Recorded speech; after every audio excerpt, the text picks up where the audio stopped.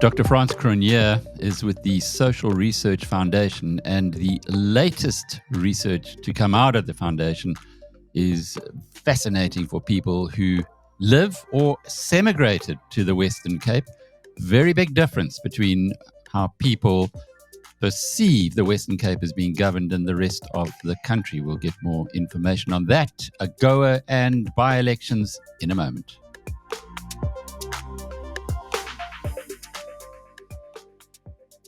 Nice to be checking in with you, Frans. Usually you are somewhere to the north of where I live, but now you are far north in Washington, D.C. Are you out there to go and see what's happening with the whole AGOA story, which obviously is very important for South Africa that it does get renewed? Yeah, indeed, in part. And, the South Africa has been a bit in the news recently in terms of its global relationships. And there's a lot of interest here in DC on exactly where that's going. So it's been a useful time to be around to answer some of those questions. Interesting when you say a lot of interest. We hear that South Africa, or we get the perception that South Africa is just completely forgotten about nowadays. But I guess from your experience and from what you've just said now, that's not really the case. Yeah, no, it's definitely put itself on the map here. I mean, it's a very small circuit. You must understand, of course, in America that thinks about Africa at all. And South Africa is a very, very small part of that. And there's a lot of really positive sentiment on Africa, parts of East Africa and the like here in the US. South Africa's interest in the country definitely tailed off over the last 15 years. I mean, that's undoubtedly the case. The sort of serious policy think tank people, South Africa is not a focus area for that.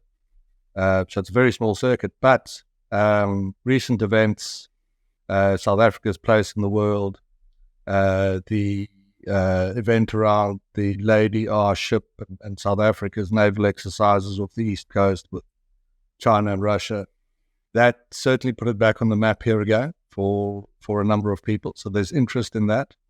And I think also, not to overstate it, but there is a growing appreciation too of Africa's broader geostrategic importance. One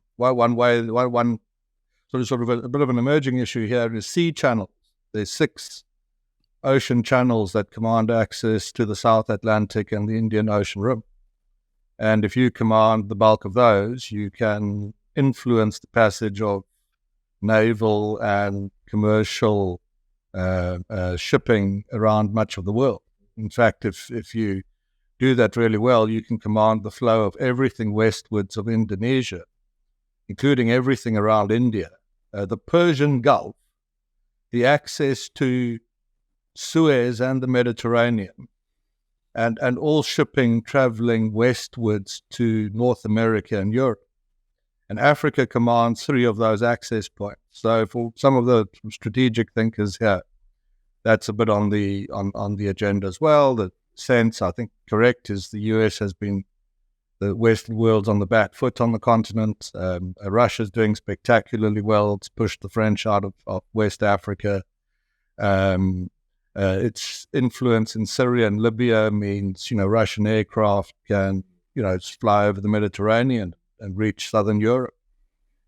China's done spectacularly well. Its naval facility at Djibouti, moving down Africa's east coast, thinking about new facilities off the African west coast. If China does get, which is an objective, a naval facility somewhere like the port at Bata in Equatorial Guinea, the Chinese Navy, Alec, is closer to New York than if it had a base in Hawaii. Then there's on the South American coast, Chile is going to back Argentina's claim to the Falkland Islands.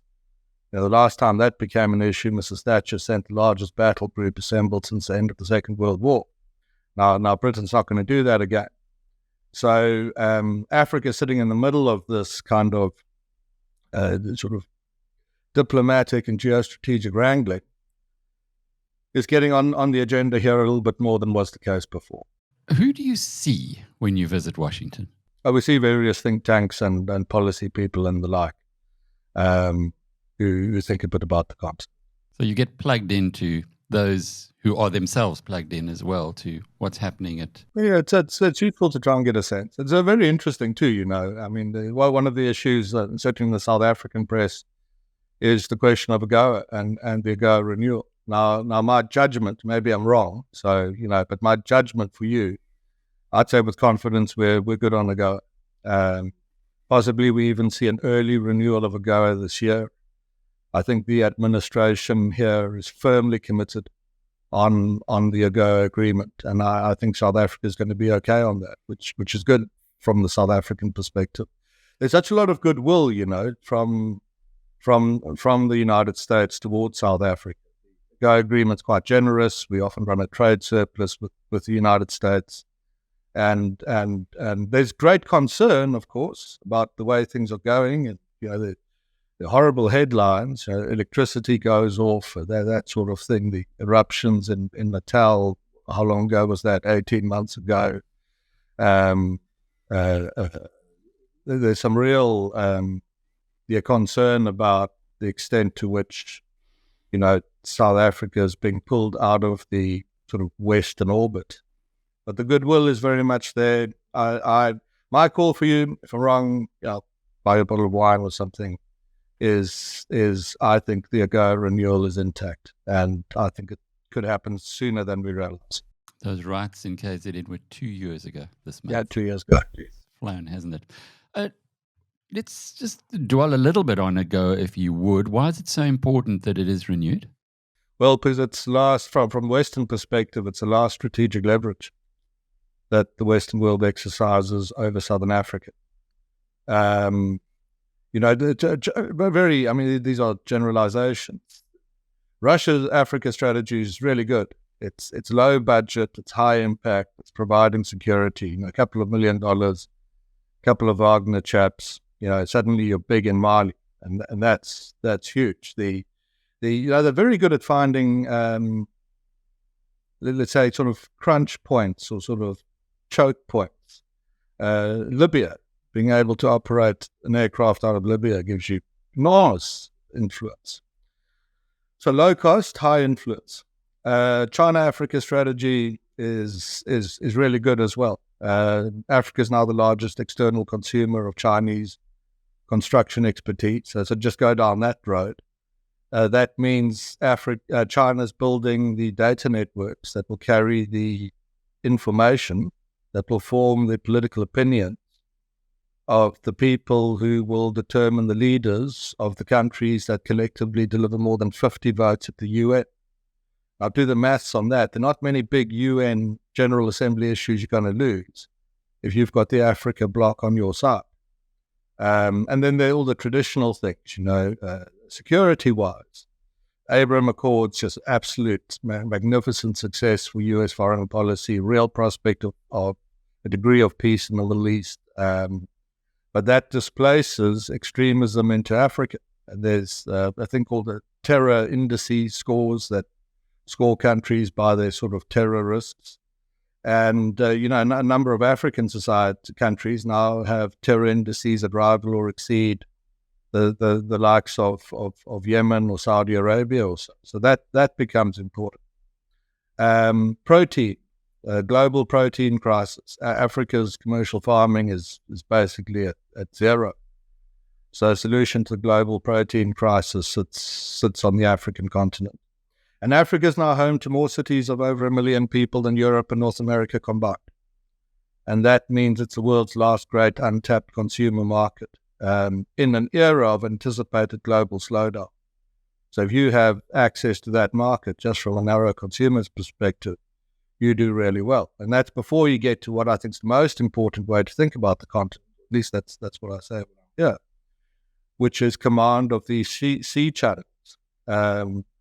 Which will really be quite instrumental, as much as anything else, in determining the ultimate balance of power between sort of West and East in the sort of great rivalry that will dominate foreign affairs for the next 20 or 30 years, between China on the one hand and the Western world on the other hand. So this is really somewhere you want to be. Now, given the extent of Russian influence and just the smartness of Russian Africa policy, given the extent of Chinese influence and smartness of China-Africa policy. Really very brilliant if you read the policy document. These guys are very good. The Western world is behind the curve. And if you, in a fit of sort of pique about, some of South Africa's association, cut that off, well, the strategic equation's obvious. You're out. And it's going to be very difficult to get back in again. So South Africa's non-aligned policy, or playing both sides, which is something Cyril Ramaphosa is pretty good at, it seems, may actually work out. Just coming home, or closer to home here, the latest report from the Social Research Foundation, the research on how is the country doing. Take us through who you spoke to and the difference between the perception of how the country is doing and how the Western Cape is doing. Okay. As you know, Social Research Foundation is a small policy group, does a lot of opinion work, and its most recent efforts there focused on the Western Cape. We're trying to determine in great detail opinion in the key swing provinces. So Gauteng is one, we've done a bit of work there already. Western Cape was a bit of a blank slate. So we've just done that, and the next project is KZN. We want to see how the IFP ANC balance is playing out. And that's really important because the ANC will lose all those provinces, Gauteng, Natal, and the Western Cape. That's assured. The extent by which it loses determines the kind of national coalition deals it could later make. I think it holds the country perhaps still at 50%, but 10 years down the line, it won't do that either. And these provinces are really important. So we went into the Western Cape on a few things. On the raw data, the DA polls above 50%, which I'll be happy about. On the national ballot, because remember when you vote on the national and provincial ballot. When you adjust for turnout, the DA goes into the mid to slightly high 50s on the national ballot, but on the provincial ballot, it goes over 60%. So why is there a difference between the national and provincial ballot? The reason results from coloured voter opinion, which is very firmly behind the DA on any ballot. On the provincial ballot, it is extremely strongly behind the DA. But on the national ballot, it flirts a bit with what you might call coloured nationalist voter sentiment.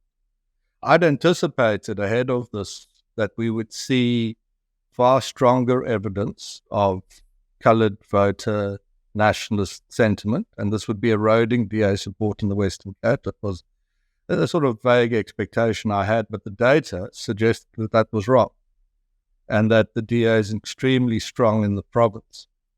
But we broke that down further. So we did by language group, for example. So we did English home language voters, Afrikaans home language voters, and in the Western Cape, Xhosa home language voters. English and Afrikaans solid behind the DA. Xhosa completely the opposite. There's the sort of Eastern Cape immigrant voter, because we tested that. When did you come to the Western Cape? Why did you come? So for the first time, we've got a baseline of knowledge of how political opinion splits in the Cape depending on where you were born.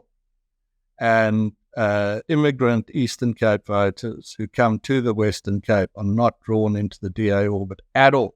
I mean, it's completely the opposite. Hostile to the party, very negative in their perception of how it governs. Completely different for white and coloured and Indian voters in the Western Cape, who are immensely positive about the DA and how it governs in the province. So that was one of the standout things. We also compared perceptions of the country to perceptions of the Western Cape. So ask questions such as, do you think South Africa's going in the right direction? The whole of the Western Cape. Here your Afrikaans, English and Xhosa voters are in the same place. The whole country, they say, absolute disaster. On the Western Cape, however, English and Afrikaans says it's going not just okay, it's going really, really well. But your Xhosa voter splits from that. The ANC smashed in the Western Cape. I don't remember exactly, but a few elections ago, the ANC's at 30% in the Western Cape. I think in the most recent local poll, it comes down closer to 20. We've got them now at about 10. So they're done. The EFF has taken their vote share and is now this likely, could well become, I mean, these polls aren't predictions. What would likely have happened had there been an election in July in the Western Cape. But the EFF would now likely become the official opposition in the Western Cape. And on that, and then my last point, see what else you want to ask me. The broader opposition, the Action South Africas and so on, make a strategic mistake, we see, because they pour into the Western Cape and tend to go after the DA vote. Now, if you do that in the Western Cape, you do really badly, because Western Cape residents, in the main, great majority, appreciate greatly what the DA is doing in that province. It's very rare. I mean, I've done a lot of South African polling. I've never really seen an electorate appreciate a political movement. In the Western Cape, it does. But had those splinter parties pursued a different strategy, the smaller opposition parties, had they pursued a different strategy in the Western Cape, chasing down the collapsing ANC vote, they could have done really well and might even have emerged as official opposition parties. So it's always interesting in the data after the fact to kind of see who had it right on strategy, who had it wrong. And I don't know, it's regrettable. But for them, certainly it is. They could have had a bit of a foothold in the Western Cape, and they don't have that now. Patriotic Alliance doesn't seem to be featuring as strongly. Well, it's on the national ballot. No, it's on the national ballot. It's not bad. I mean, I don't remember it exactly. Look here, fine. But on the national ballot in the Western Cape, the PA is doing pretty well. It comes in under 10, maybe it's 7, 8. That's a lot, and it's cannibalizing some of Patricia de Lille, I think. So it's not doing badly there, but on the provincial ballot, not terribly well. And the reason for that, what I suggested to you earlier, that back on when it's voting in your backyard, the confidence lies with the DA of voters. And we tested things such questions such as, do you think it's time for a sort of coloured nationalist party to enter the Western Cape? We asked questions such as, do you think the DA's been there a long time? Do you think, we should have some arrival to replace it and challenge it?